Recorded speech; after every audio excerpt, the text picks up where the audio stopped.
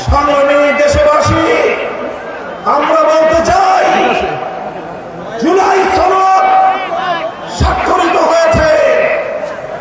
জুলাই সনদের আইনি ভিত্তির জন্য আমরা ঐক্যবদ্ধ হয়েছিলাম।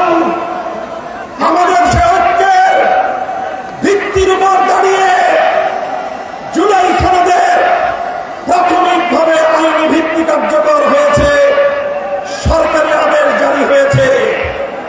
আমরা দাবি করেছিলাম জুলাই সনদকে চূড়ান্তভাবে আইনি ভিত্তি প্রদানের জন্য গণভোটের আয়োজন করতে হবে। বাংলার মানুষ সেই গণভোটের মাধ্যমে ইনশাআল্লাহ জুলাই সনদকে চূড়ান্তভাবে আইনি ভিত্তি প্রদান করবে।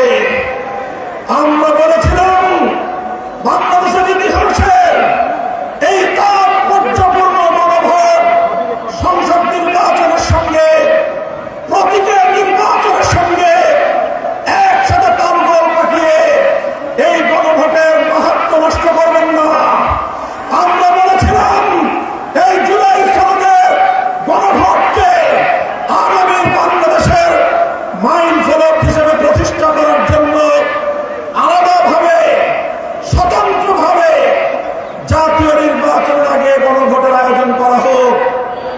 কিন্তু আমরা দেখছি যারা জুলাই সনদের, যারা জুলাই বিপ্লবকে আন্তরিকভাবে গ্রহণ করতে পারে নাই, যারা জুলাই বিপ্লবের বৈষম্য বিরোধী চেতনাকে ধারণ করতে পারে নাই, যারা জুলাই বিপ্লবের ফ্যাসিবাদ বিরোধী সংগ্রামকে ভালোভাবে গ্রহণ করতে পারে নাই, ষড়যন্ত্র করে পর্দার পেছন থেকে কলকাঠি নাড়িয়ে জুলাই সনদের গণভোটকে একই দিনে বাস্তবায়ন করার জন্য বর্তমান সরকারকে তারা বিভ্রান্ত করেছে, পথভ্রষ্ট করেছে।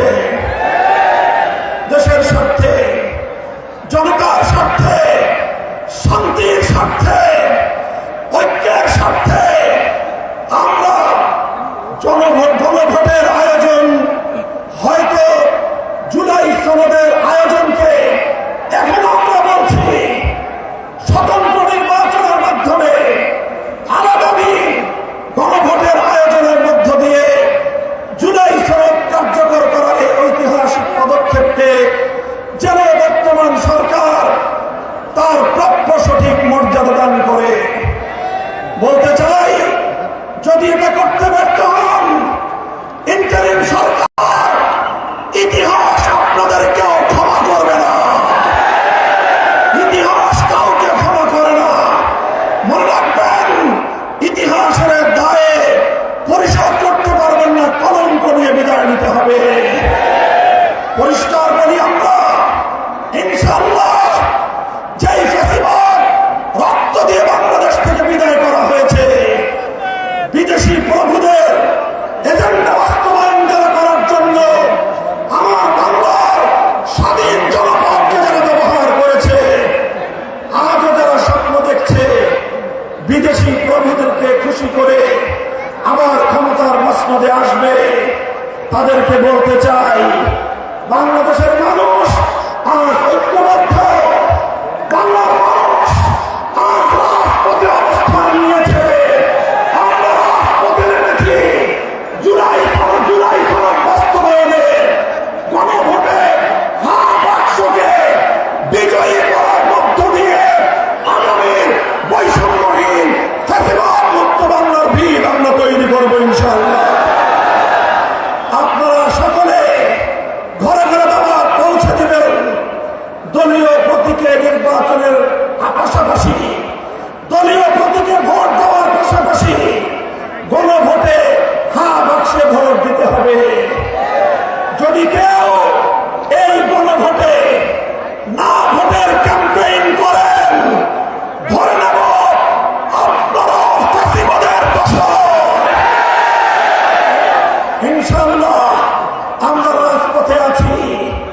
লেভেল প্লেইং ফিল্ড যদি তৈরি করতে ব্যর্থ হয় সরকার, নির্বাচন নিয়ে কোনো অনিশ্চয়তা দেখা দিলে সরকারকেই তার দায় গ্রহণ করতে হবে।